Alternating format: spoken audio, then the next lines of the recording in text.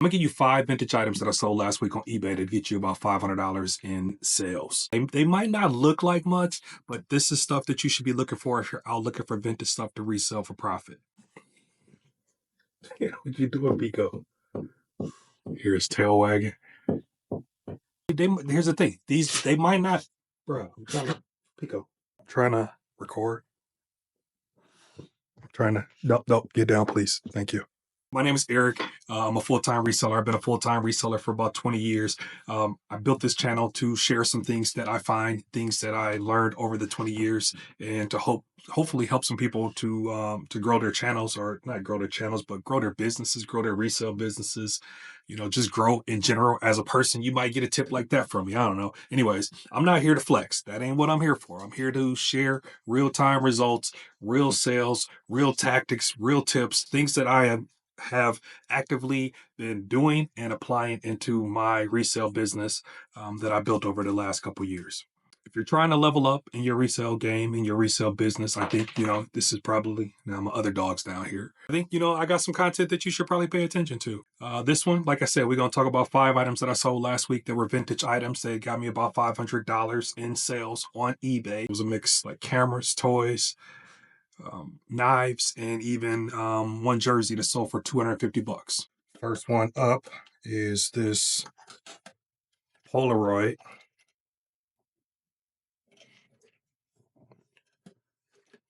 land camera. I think it's called a Pathfinder model. I think that's what they call it.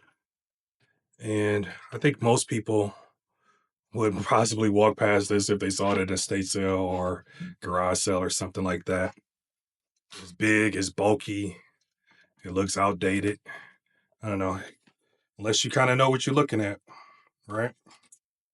And that's what this video is about, to show you kind of things to look for. I know exactly what it was, but there's things you want to look for when you find these kind of cameras. So first things first, if I can get this open, I know exactly how to, oh yeah, that's how you pull it.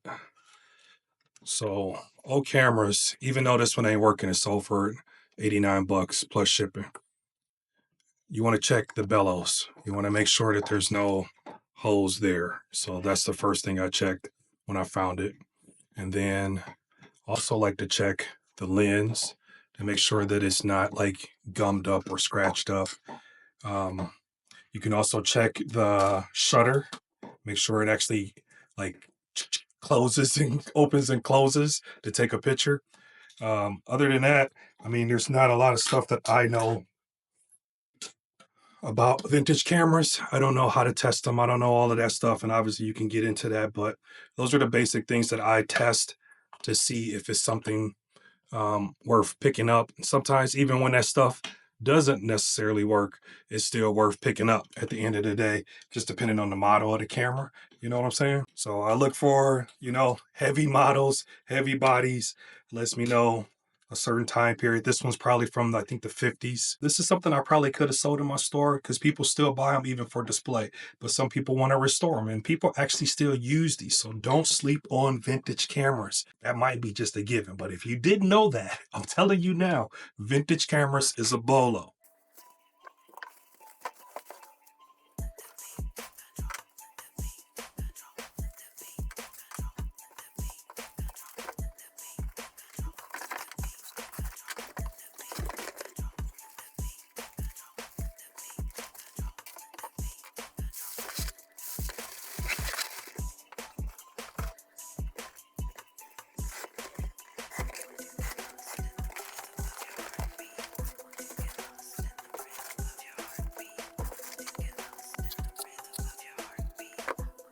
This one's a small flip, but it still matters. It's a vintage Gerber 97223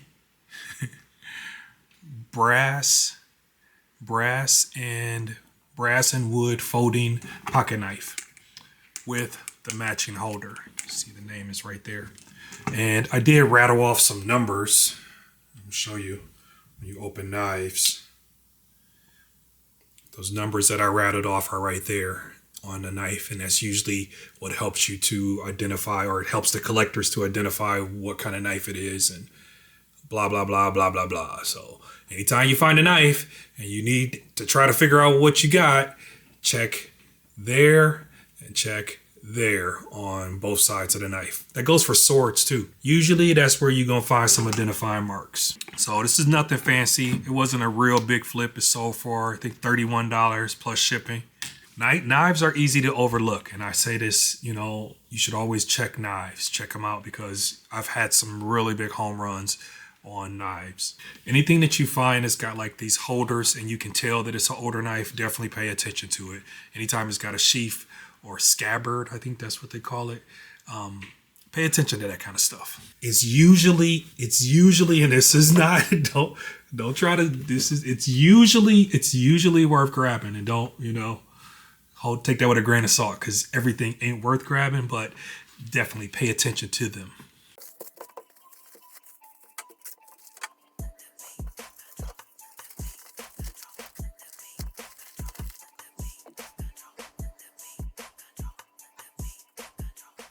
Next up is this vintage steam toy. Oh, smoky. And this one caught my eye. Before I say that, I mean, it's sold for $73 plus shipping. And this one caught my eye because of the bright colors, first of all. And then it was the branding too. Like it was like German branding. You could see that.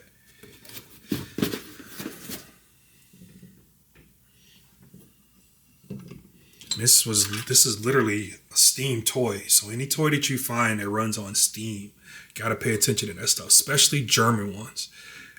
Even though this one wasn't brand new, it had pretty much a good chunk of everything that it needed to have with it. So there's the toy, here's the box. It's got like the fuel, the wrench in here, this little wrench, the wrench in there. Paperwork, like instruction type stuff. Yeah, all of that's in there. That's a bonus, and that made it a super easy flip. So, bolo tip: keep an eye out for it. Like, just look for these colors. That's your first telltale sign to even take a look and see if it's something, you know, worth grabbing. Then, if you look at like that's a Steam toy, you start to see stuff like this. You know that's a Steam toy, right? And then German toy makers, they were like the bigger kind of manufacturers of this type of stuff, and that's the ones that you want to look for because there's a whole like niche market just for these. All right, so $73 plus shipping. There you go, Old Smoky.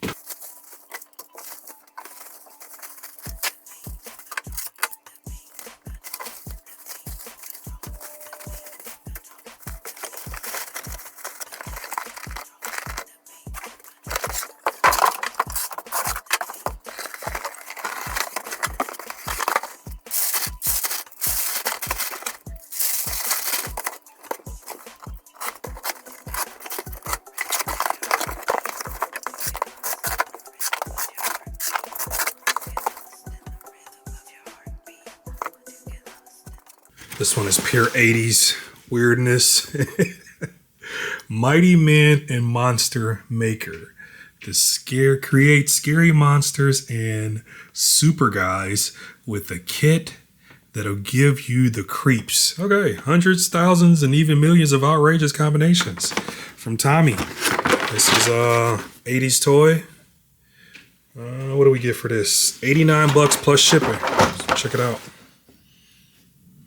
Check it out, check it out, check it out. Here's your information. What is this? It's just saying where it was at. Tommy, okay. So you can see there's a model number right there to look up. Should we open this thing up? Let's open this thing up. See, I'm gonna show y'all some of the stuff inside here.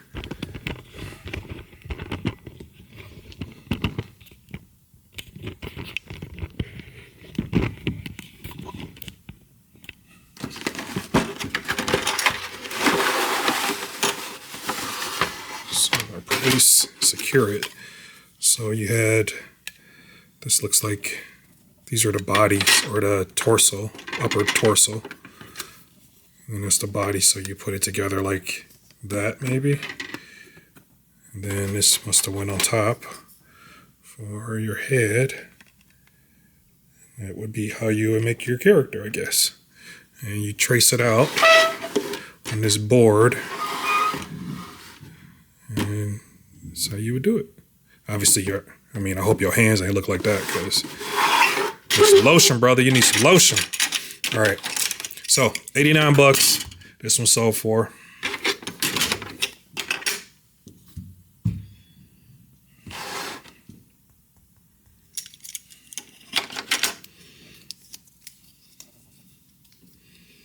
Lets you mix and match your monsters. Draw weird creatures. Think like a Mr. Potato Head meets like mad scientists. That's how we going to describe it. It's obscure, that's for sure. Looks like it's complete. My biggest bolo tip always is weird sales. Never be scared to look at the stuff that looks completely off and different. Robots, monsters, all that stuff sells. Anything that looks like it came out of like a fever dream, that's the kind of stuff that usually sells. So $89 plus shipping for the Mighty Monsters and Monster Maker. This is probably by far the weirdest item that's sold in the entire video, if you ask me. This is a vintage Pez dispenser in the shape of a gun. You load the clip with the Pez candy. You put the gun to your head or in your hand. I don't know. But you pull the trigger and the Pez dispenser dispenses candy. Crazy as hell. Anyways, this sold for $176.99 plus shipping. You can't make this stuff up. The weirdest stuff goes for the best money. The things that were collectible, I should say, let me start this over. The stuff that's collectible was never really meant to be collectible. It just stood the test of time. So they probably made these Pez dispensers thinking like, oh, everybody will love them. I'm sure it freaking flopped because there's what nobody buying these to give to their kid to shoot themselves in the mouth with candy. And so the end result is there's not many of them that exist. And if you collect this kind of stuff, if you're into this kind of stuff, and these kind of toys, these kind of collectibles, they hit up a multiple markets. You got people that like guns, you got people that like Pez, you got people that like candy. The list can probably go on and on. But the point is, it hits up more than one market, which will drive the price up higher. So $176.99 for a freaking candy dispenser. Crazy. It's my last one. Let me lay it out for you. It's a Bucks jersey. This was the big flip of the week. Nike issue Milwaukee Bucks. Nike issue Milwaukee Bucks. Sold it for $250 plus shipping. This wasn't a retail jersey. It was a team issue jersey. I'm gonna show you a couple things, couple ways to know that. And it was made specifically for players, not fans. Different stitching, specific player cuts. This came from like one of my local contacts that sells me Buck stuff, and I bought a bunch of this, and it's always done really well for me. This little number 1 on the back, that little gold stamp lets you know that this was one that was issued for the Bucks again. Little numbers down here, these mile numbers.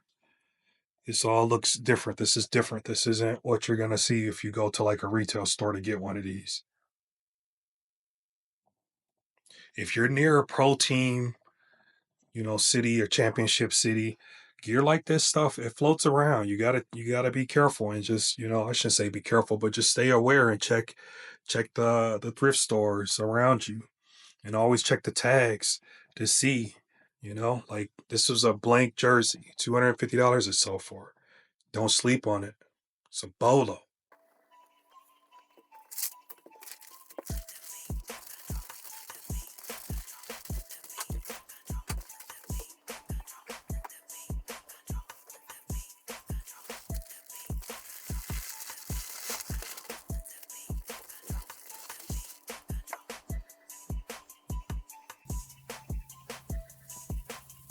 So that's 5 flips, real sales, real profit. Nothing crazy though, right? Nothing hyped. It's vintage stuff that people are actually looking for. If you're building an eBay income or a resale business of any kind, don't just chase the trends. You got to learn to look at the stuff that's like unusual and odd. That's how you spot value in like really, really weird places. If this video helped you, go ahead, hit the like button. Gotta hit the subscribe button. And I'll keep dropping more breakdowns like this every week. We'll see you on the next one.